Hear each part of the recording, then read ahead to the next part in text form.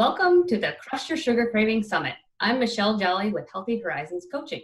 Today we'll be interviewing Dr. Gioffre. Dr. Gioffre is a longevity expert who uses cutting-edge nutrition to help you uncover the root causes of inflammation in your body to achieve and maintain an optimal level of health and energy. A former sugar addict turned health machine, he knows firsthand what it takes to overcome adversity and challenges in your health. He is a founder of the Gioffre Chiropractic Wellness Center and Alchemine, and a board-certified chiropractor in the state of New York for 20 years. Dr. Gioffre is a passionate speaker and educator, certified raw food chef, live blood microscopist, Reiki master, and ultra-marathoner, and has been featured in health documentaries, Live Longer, Feel Better 2019 and 2020, and Natural Medicine Secrets 2019, and the Vitamin Movie 3. He has been featured multiple times on the Live with Kelly and Ryan show and other press outlets such as Extra, E-News, People Magazine, and Page 6 in the New York Post. Dr. Gioffre sits on the Cancer Schmancer Medical Health and Wellness Advisory Board and is a featured speaker at the 2019 Fran Drescher Masterclass Health Summit in Los Angeles. He is the author of Get Off Your Acid, 7 Steps in 7 Days to Lose Weight, Fight Inflammation, and Reclaim Your Health and Energy, which launched in January of 2018. He lives in New York with his wife, Chelsea, and 2 children, Braden and Aaliyah, and their dog, Sprout. Welcome. Thanks for being with us today. So nice to have you. Thank you, Michelle. Thank you so much for that. I really appreciate it. And for having me on this awesome summit. It's obviously such an important topic, especially with everything that's been going on right now in this world. So it's an honor and it's great to be here. I'm excited to chat down about this. Yeah, great to have you. So let's just jump into we heard a bit about what you're doing now and what you've done the last few years, but how did you get into health and wellness? How did you realize you were addicted to sugar, and why is this important to you? That's a great question. I mean, looking back, this was something that was an issue since I can remember as a little kid, when I was 5 years old. I was a skinny kid. I was an active kid, but I can remember all the different types of things that I would eat. Every time I would have Cheerios, I vaguely remember the Honey Nut Cheerios. I would do 1 scoop of Cheerios. I would put the milk in. So now you got, the grains, you got the milk, you got the lactose, and then for every spoonful of Cheerios would be a spoonful of sugar, 1 to 1.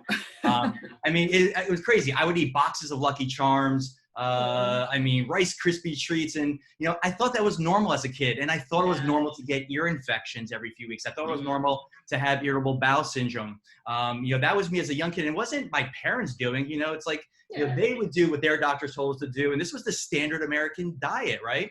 But as I grew older, as a high schooler, it turned into acne, and I was like a very, I was an athlete. I played soccer. I played soccer at Boston College. I played for the under-20 national team. Yeah. Here's the thing: when you're younger, you can get away with it. When I say get away with it, like I wasn't getting away with it. It's not normal to ever have ear infections. It's not normal to ever have those things that I'm talking about. The only normal thing is to have energies, to feel alive, is to age the right way. And looking back, I have a 3-year-old and a 6-year-old now, and fortunately, I know what I know now from all the years of my ups and downs, and we're able to kind of go about them different, the way their nutrition is and the way their lifestyle is, which is great. But it's not like that for everybody. And I became a chiropractor at the age of 23, and the skeleton in my closet was this addiction to sugar. You mentioned ultra marathons. I wasn't doing that yet, but I was doing triathlons. I was doing a lot of healthy things. But again, when you're younger, you get away with it. As you start to get older, your metabolism changes a little bit, and the sugar addiction started to catch up with me. And I was still in that denial phase, and I started gaining a little bit more weight. And ultimately, in my late 20s, I was 40 pounds heavier than I am today. And the straw that broke the camel's back, I was leaning down to adjust one of my patients. And I talk about this story in the book. My pants split right down the backside.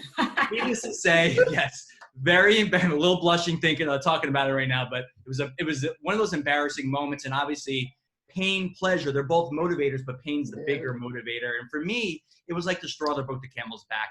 I called myself the shoemaker with no shoes. In other words, I was telling my patients to do this, don't do sugar, Yeah. don't do that. And I would go back in the office and there was like the caramello bar. So it was my reality. At the same time, I just started to investigate. And as I became an investigator, I learned why I was addicted to sugar. And I went to all these different nutritionists and doctors, and no one ever went far enough upstream to tell me or to help me discover why my body was addicted to sugar, why I was craving the sugar, because I have strong willpower. You know, my willpower got me so far, but it wasn't enough to break the addiction. That's the biggest thing I see with so many people. They think they can go about it by willpower, but you got to really address the underlying deficiencies in your body, the toxicities in your body, because sugar is a drug. It's a toxin. It's not a food. And I just started drinking green juice. I started bouncing on a rebounder. You can see a whole body vibration machine behind me doing things like that. So as I started alkalizing my body, and again, going with the add approach, not the deprive approach, it was crazy. Within 3 weeks, my cravings were gone. Lifelong addiction to sugar, 3 weeks, because your taste buds change every couple of weeks. And then in about 4 months or so, I had dropped the 40 pounds as a byproduct of all the positive things I was doing for my health. So here we are many, many years later, and this is kind of my mission, my story, and I love just kind of helping as many people learn about these things so that they don't have to go through all those ups and downs that I went through. Yeah, that's great. What great story. Yeah, great reason why to get off sugar. So a lot of people know, like you said, sugar is not good for you, but they're not at the point of weight gain. Maybe their metabolism's really high. They don't have chronic pain. Is there anything to kind of help them understand what's going on and help prevent them from getting too far along? Well, again, you got to see where you're at. Here's the thing: is that everybody's different. You know, right now we're kind of coming through this pandemic right now, and as I say, we're pulling through it because you don't want to push through it. But one of the things that I noticed right when this whole thing kind of started was that so many people backslid into this stressful form of eating. They might have came into the pandemic healthy. Some people weren't. It doesn't matter how you went in, but the question is how did you come out? And I remember sending out an email in the beginning of this whole thing. Because here's the reality, is that they say the best time to prepare for an emergency is 2 years ago. The second best time is today. But here's the thing, nobody was expecting this. We were blindsided by this thing. And because of that, we had the quarantine, people were inside, they were moving less, and people went more towards this stressful form of emotional eating, more of the sugar, more of the crappy carbs. When I say crap, C-R-A-P, completely refined and processed. And all those things, it just started to add up and add up. So again, to answer your question, everybody's at different places. It's about your awareness. It's about really like what your purpose is. Because what I noticed with is some of my clients that came into this thing who were exercising, they were fit, they were eating healthy, they were alkalizing, they were living a balanced 80-20 lifestyle or whatever. They're the ones that kind of pull through this and are doing very well right now and didn't, quite frankly, have things to worry about, because the reality is that the coronavirus doesn't make you get the virus. Influenza doesn't make you get the virus. The common cold doesn't give you the cold. It's your body's resistance. It's the terrain. And I'm telling you, sugar, I mentioned before, is a drug. It's more acidic than any food you could put into the body. It depresses your immune system. It drives up inflammation. And we do live blood cell testing, as you mentioned when you were introducing, and thank you for that. And we literally can see those white blood cells, those neutrophils. But here's the thing, when you ingest sugar, those cells become paralyzed within 30 minutes. So you could have a strong immune system, but the problem is those immune system can't go to the defense. It can't go and mount the attack when things show themselves. And it's been shown that sugar can have that effect peaking at 2 hours and even 5 hours. But if you keep on pumping up your body with sugar, it's going to affect you in every which way. So what I saw with so many people is they were concerned about their immune system at that point. So it could be weight gain, it could be immune system, it could be energy, because sugar drains you of your minerals that you need to perform mentally and physically. But the bigger question is what is your why right now? Are you on purpose, or have you created a purpose for whatever reason in your life? It could be, your kids, it could be the immune system, it could be COVID-19, whatever it is out there. When you realize why you want to do what you do, that becomes the tipping point. That becomes the moment when you want to make that shift to address it. Now, for me, it was a pain moment. For someone else, it could be a chronic inflammatory disease like cancer, heart disease, obesity, diabetes. For other people, it could just be, I'm sick and tired of feeling like this every single day. But it has to hit that point when your why becomes big enough that you're ready to take this thing on. Yeah, very true. You mentioned kind of the mental and emotional health part of it. What is, so someone that has the chronic disease and all of that going on, do they work first on the mental part of it or the sugar, the food and diet part of it? Is there which comes first or both? It's hard to do everything at the same time. There you go. It's both, because you can't have health with one or the other. There's really two components when you look at this, how you have to approach this, or really three. I'll list them first and I'll get into why they're so important. Number one is you got to know your outcome. If you don't know your outcome, you're just kind of like a ship without a rudder. You have no place of where you're going. You're just throwing those darts at a dartboard. And once you know your outcome and you got very specific about it, it's very compelling, and you know what you're after, and you can adapt as you go along, but you got to know what it is. Then you got to develop that why that I was talking about. You have to remember, hows come second, whys come first. If your why is big enough, like I mentioned before, you'll find the how. So once you have that why, which is the psychology, which is what you were talking about, then you can develop the map, the massive action plan, the strategy. So you really need all three. You got to know your outcome. You got to have a purpose behind why you do what you do, because the reality is when things hit the fan or when things come up, if you don't have a strong enough why, you're not going to get through it. That's when the cravings are going to overtake you. But you have to have the strategy, because you need to have the practical wherewithal to get through it. So I would tell you that strategy needs to be spot on. You need to have those things, but it's probably 20% of your success. Your psychology and the purpose and the why and the compelling reasons why you do what you do is 80% of your success in anything, not just beating sugar, beating cravings, relationships, business. But it's a package. It's all equally important. You need to really have all three of those. And once you develop all three of those and you know exactly what you're after, then you don't have to worry about the road ahead, because you have all the pieces of the puzzle in place. I could guarantee you this one thing is that this is not going to be the only obstacle that we face in our lives. This August is going to be 3 years since I lost my father. That for me was a big obstacle. And I'm going to tell you, I'm going to be honest, when that happened, my body started getting those little signals of cravings, but I had my strategy. I had my why. I knew my outcome. I was able to get right back on track within a nanosecond. The problem is if you let it veer too far off course, before you know it, it's like now you're kind of beat. You got to get off that mountain of sugar as opposed to that little pebble or that speed bump. So again, those three things are critical. And once you're dialed into that, you're gonna do much better. You're gonna tip that scale in your favor. But again, psychology, mindset, and strategy, they're just critical in this whole process of not just beating sugar, getting off your sugar, but just getting towards optimal health. That's obviously a very important thing. Yeah, very true. So you don't eat sugar. What does that look like for someone that has no idea? They're like, sugar's everywhere. How do I possibly do this? What does that look like for you? Like maybe a typical day, what that might look like. It is everywhere. For me, growing up, I was more of like the processed sugar. I was like the candy. In fact, that was my nickname. The kids loved to sit next to me on the bus because I had the big bag of sugar. But I'm going to tell you the bigger problem. When I was, you mentioned live with Kelly and Ryan, who are both clients of mine. And a few months ago, I was on their show and I was talking about how so many of us have had breakfast for dinner before, but unknowingly we're having dessert for breakfast. Here's the problem is, we know that sugar is bad for us. Everybody knows that sugar is bad for us. Like we know smoking's bad for us. But the problem is that sugar has literally snuck itself into our diets. It's hiding in our foods, and it's hiding in these so-called health foods.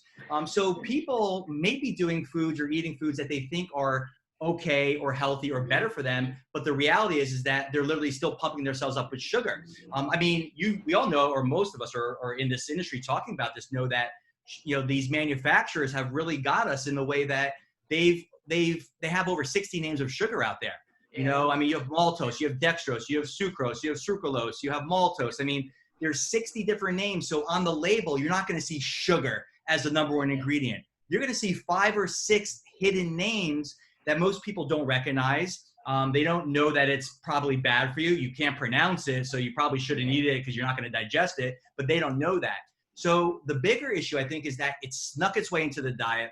I was working on a patient last year, And she goes, Dr. D, you're going to be so proud of me. You know, I've upped my game. I'm doing so well. I'm eating much better and all these health foods. I'm doing yogurt and I'm eating whole wheat bread. And she starts listing like 4 or 5 things. And the very first thing is I gave her a big high five, because you got to acknowledge people. She was doing better from what her diet was. So again, the name of this game is progress, not perfection.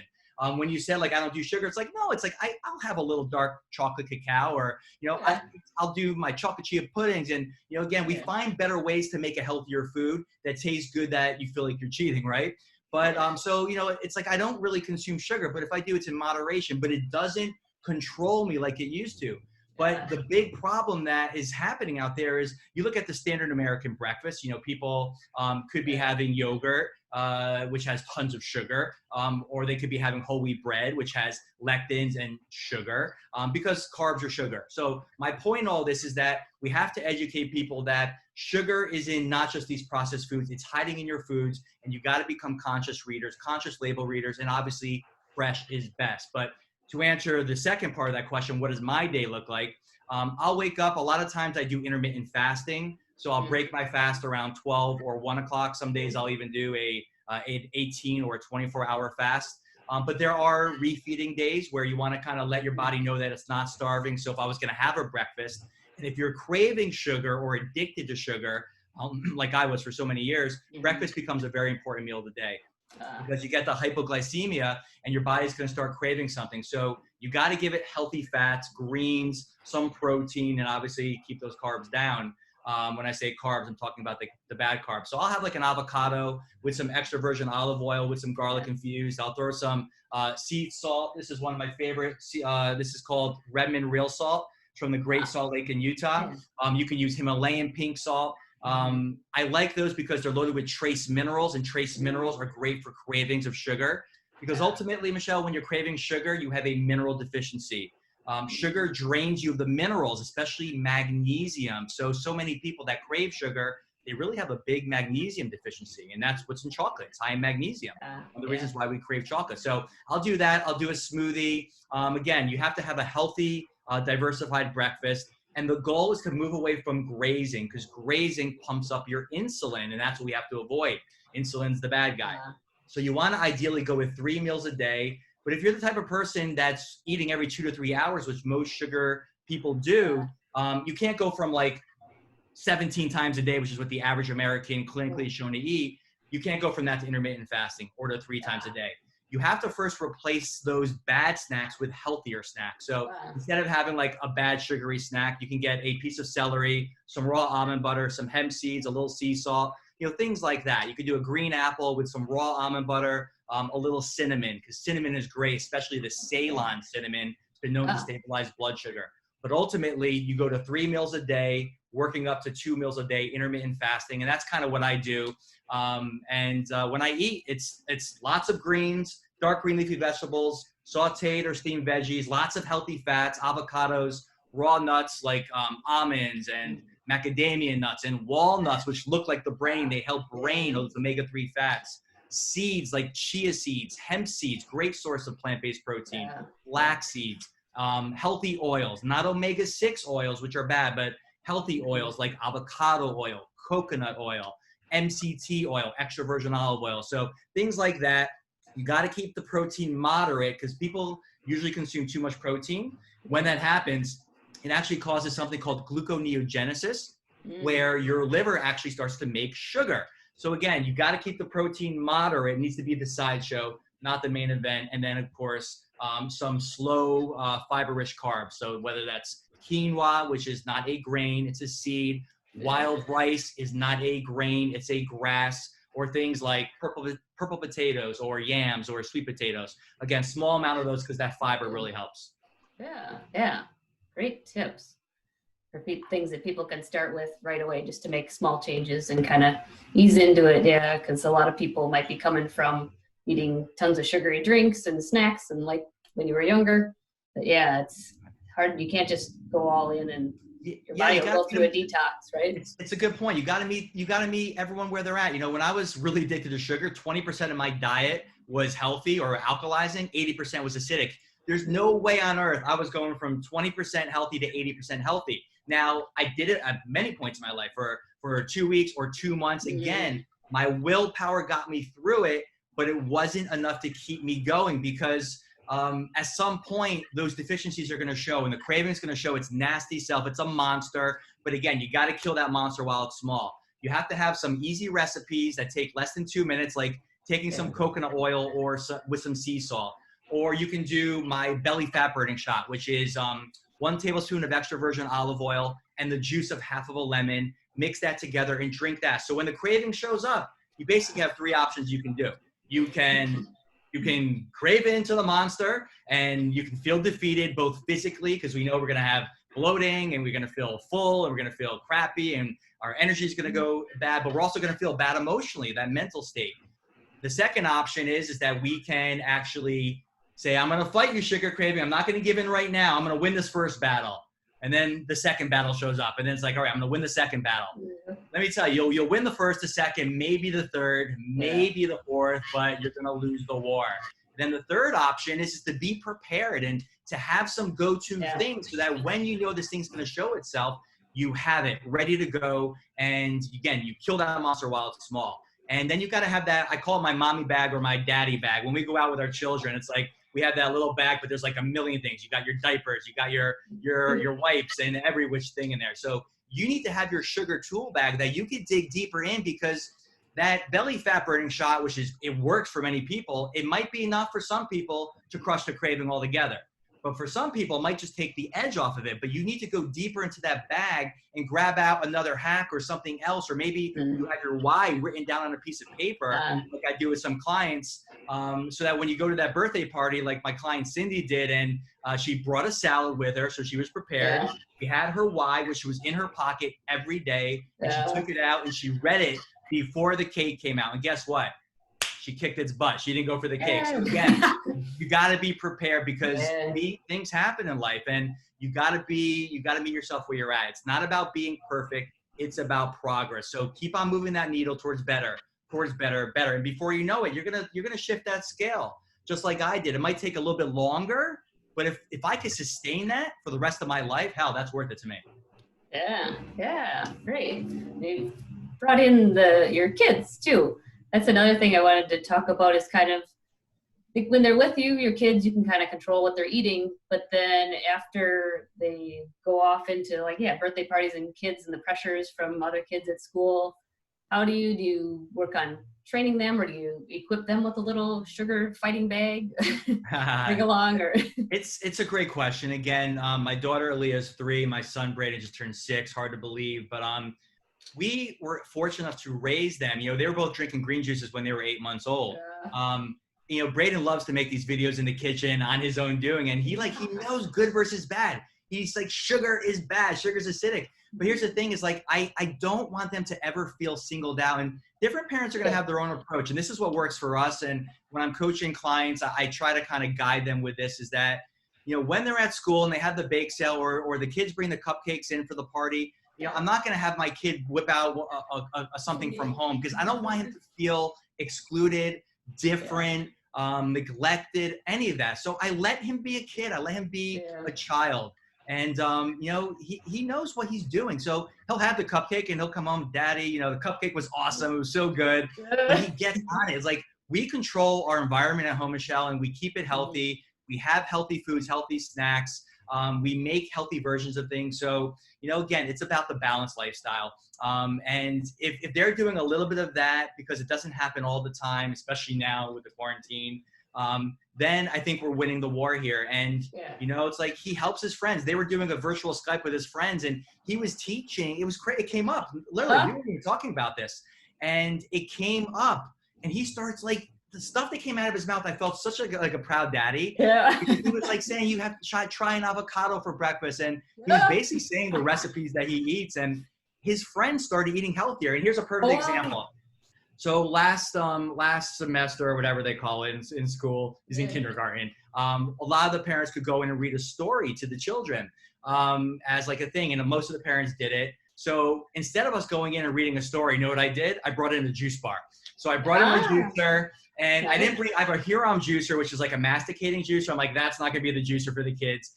So I brought in my other juicer, which is like a centrifuge juicer, which is Nice. easier. It spins it. The chute's bigger. You could dump it in. Stuff goes flying, which kids love. It's faster, and of course, it's easier to clean. I had this question the other day. A patient said, "What's the best juicer that I should buy?" You know what my answer was? I said, "The one that you're going to use." Because the Yeah. reality is that the juicer will be on the kitchen counter for 2 weeks, and then again, the honeymoon phase is over, and it just sits there collecting dust. So again, I have a Huron. We use it from time to time. I love our dehydrated greens powders because they're easy, cost effective. You throw a scoop of greens in there, and you got 5 servings. Boom! It's like within 30 seconds. I love fresh, but again, we brought in the centrifugal juicer, and then I had each child come up, and they all had their turn of putting something into the juicer. And literally, like I was kind of like throughout the morning, it was like a half hour. I made it a point to make sure that the kids yelled like "I love juicing" 20 times. Yeah. So when they went home, they were like, "Mommy, I love juicing." But here's the cool thing: they got excited about it. They participated. It was a game. One of the pieces of like whatever went flying up into the ceiling. They all went crazy. But then they named the juice. It was like their superpower juice or whatever. But here's the best part. Because of that, they drank the juice. So my best advice to parents who are struggling with their children with sugar is make it a game. Get your kids involved. Get yourself into the kitchen because many parents aren't in the kitchen. So number one, start experimenting, having fun. It's not going to be all perfect or great. Some will taste awful, like when I was learning. But you get them involved. We made a chocolate chia pudding a few weeks ago. I literally like got a little arrogant with my daughter Leah, who's 3, who was sitting on the counter, and I left the top of the Vitamix open. I was doing a variable speed of 1 to mix the chia in at the end. And my daughter takes the nozzle, the variable speed, cranks up to 10, boom, everywhere. It was in her nose, in her ear. But again, you know what? You have to laugh about it. But we made an avocado bar where we had like avocados diced, and there was all these different toppings. So they came in one at a time. They had their little bowl, and they would add in sprouts. They would add in, you know, all their different toppings that we had. So I find when you do this and you get them involved, it's so much more powerful. It's easier. It's not about being perfect. You start to add, and they want to do more of it. So I think that's the name of the game, and it usually works. Yeah, that's great. Yeah, great advice for parents looking to get the kids eating sugar. I've heard, that it helps to have them actually prepare the food because then they feel part of it and they want to eat it. Yeah.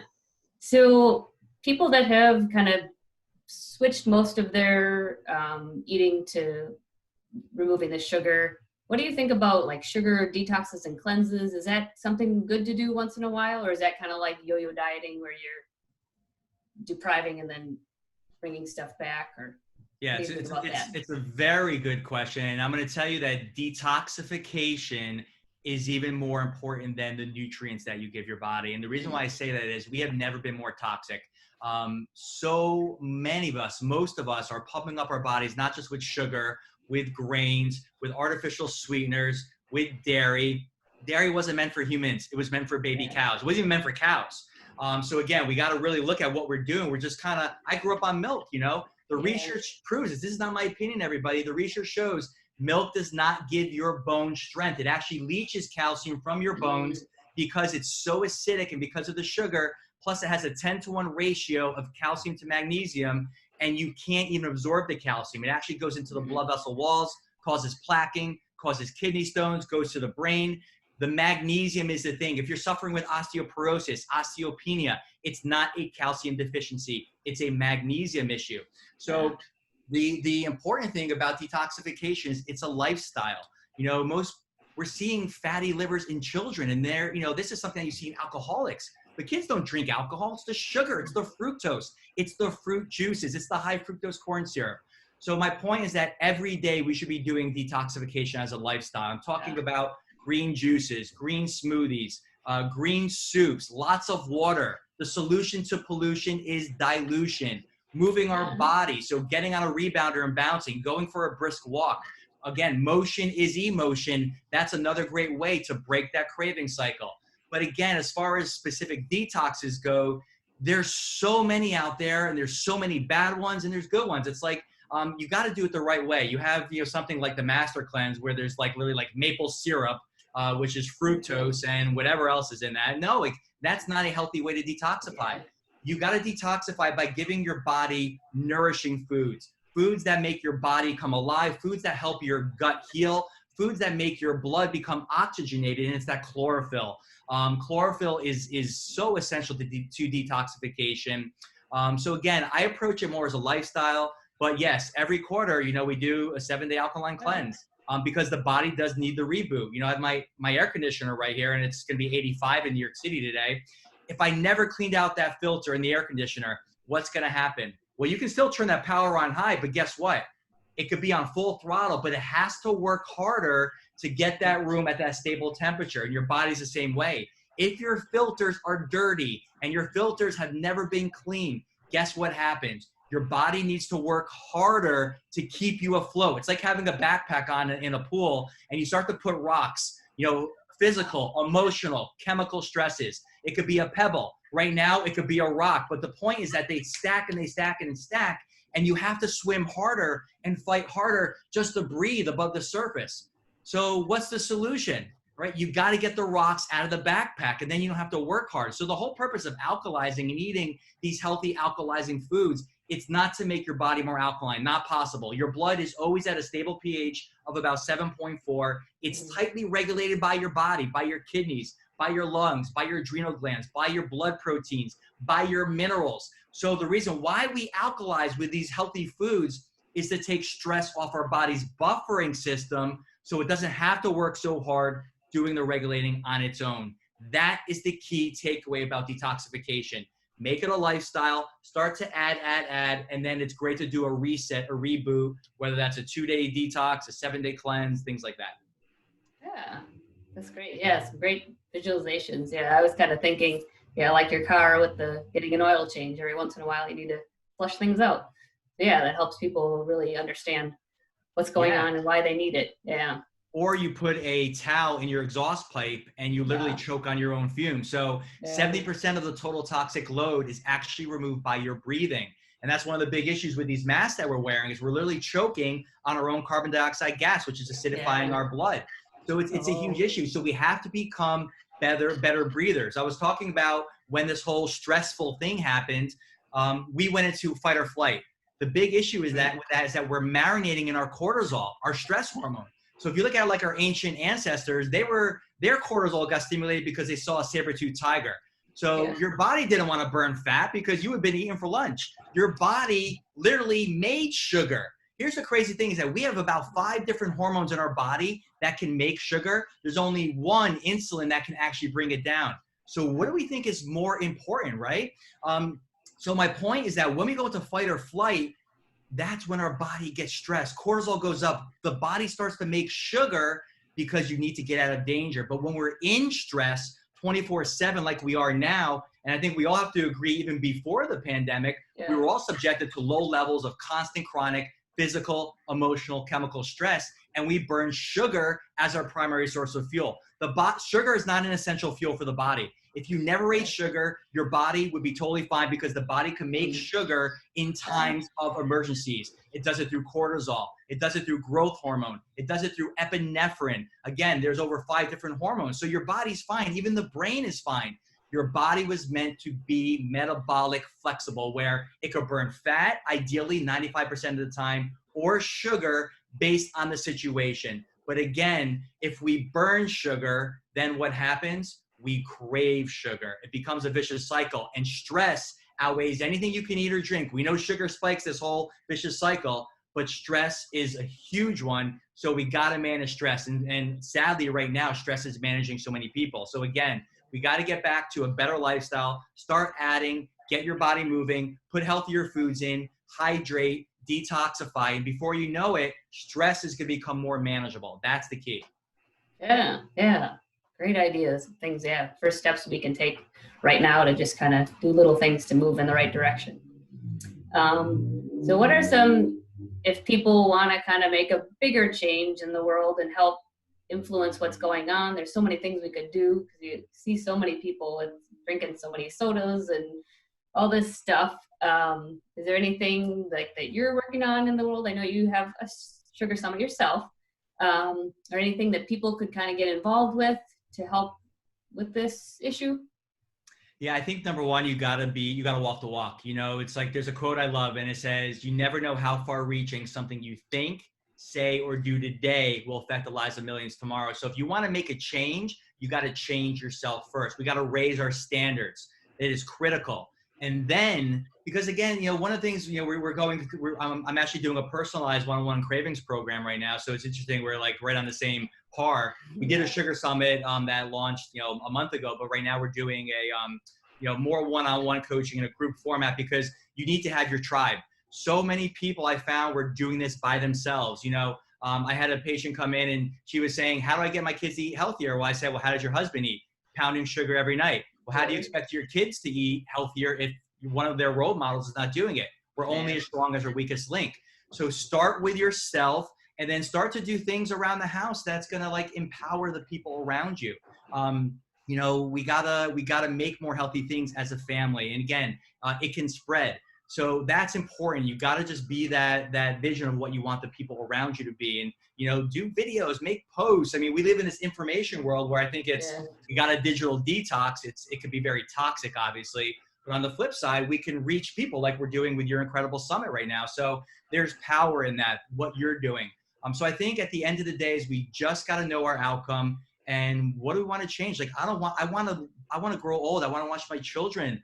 You know, so I want to be around. I don't want my kids to have to go through what we went through with my father with cancer. And by the way, sugar feeds cancer. There's 18 times more receptor sites on a cancer cell for sugar. So sugar doesn't love, cancer doesn't love sugar. It requires sugar. So, you know, it's about longevity. It's about all these different things. So again, know your outcome, know your why, have a strategy, get your people involved. If your family's not going to do it, find somebody else, find a friend, find a significant other, find a group, find something like the summit you're doing. Get involved, engage. And I think the more we do that, you're going to see this ripple effect. And I truly hope 100 years from now, you know, obviously I won't be here, or maybe I will now. But my point is that, you know, we're going to look back and say, wow, I can't believe we ate the amount of sugar that we ate. Just like cigarettes, like we all know, it's like labeled now. It's going to happen. But again, it's a bigger talk. You have these sugar industry that's literally, they tricked us all back in 1967 when they blamed fat and they demonized fat as the problem. We all know fat is our friend. We got to eat more fat. Don't fear the fat. Sugar's the problem. Sugar's the one that drives up inflammation. Orange juice is worse, dare I say, than Coca-Cola. When I say that, I'm talking about the fructose content. And kids are literally drinking this crap every single morning. And they're drinking Coca-Cola. It's not a treat. We got to stop calling these things a treat. All right, here's a donut. Here, you get a treat tonight. No, it's a sweet. It's okay to give it to your child, but let's call it what it is. It's not a treat. Yeah, good point. Yeah, we have to move away from that mindset of rewarding things with sugar. It's got to be reward with a healthy something or a trip or good point. So also getting to some more hacks and things that people can do to get them started with this, you're giving away a free gift of a lot of different ideas, sugar hacks. Tell us about that. I mean, it's again, I mentioned before is that you need to spend 5 minutes, and I would do it right after you listen to this talk. You know, spend 5 minutes by yourself in a room with no distractions and figure out your why if you haven't done it yet. And the why is not like, I want to lose weight. Okay, you lost a half a pound. The question is why do you want to lose weight? What's the reason why? I want to look better. So there's like the superficial reason, which is okay. And then there's the deeper one, the deeper reason. So I want to look good in my bikini. That's more of the superficial, which is great. That's fine. But the bigger reason is like, I want to have energy. I want to have life force in my body. I want to be able to wake up and not hit my snooze button 3 times. I want to kick butt and take names and have enough energy at the end of the day to play with my kids and ba, ba, ba, ba, ba. So again, like know what those are, but you also need that strategy. So what this guide is going to give you some of my top hacks to help your body when that nasty craving shows itself, that you can have the appropriate things to do right there in that moment to address that. We have a great diverse list of about 7 different things. Again, very easy, very practical things that you have on hand, and they work. You know, again, they've been time tested over 120,000 patients in the last 20 years. So I was my first patient. I know it works. I know it doesn't work. There's so much misinformation out there. So the reason why I love what you're doing with this is that we kind of get it all into one umbrella. We make it concise, we make it efficient, and there's no guesswork. Like, these things work. You just got to put it into action. And that's the key thing. Knowledge is not power, it's potential power. Yeah. Action is power. So the question is what are you going to do with the information? Don't put, if you get a book, it's like, don't put it on the shelf. That's shelf help. Put it to action. I don't care if it's one little thing. Pick one thing that we talked about today and do it, and just start it and master it, and then move on to the next, and then do the next. And before you know it, it's called stacking. It's called stacking. It's like, if I work out once, I might feel worse before I feel better. So if you detoxify, don't give up before the miracle happens. Keep on going. You're going to have bad days. You're going to have good days. But I'm going to tell you this, the more you follow things like this and do more of these different protocols, the good days will be more, the bad days will be less, and then you're on your way to feeling awesome. And then that's when life changes. Like, life becomes enjoyable. We become happier. It feeds. There's like an amazing cycle that goes the other way. Yeah, very inspirational. That's great. I love it. Yeah, and thanks so much for being with us today and sharing all your information. Yeah, just Oh, it was an absolute pleasure, and thank you for having me, and for putting on this amazing summit. It's never been more important to have this information out there. So I'm excited to get the word out, and great job with what you're doing. Keep up the good work. Thanks. You too. Everybody, stay tuned for the next video tomorrow with more great information. Thanks.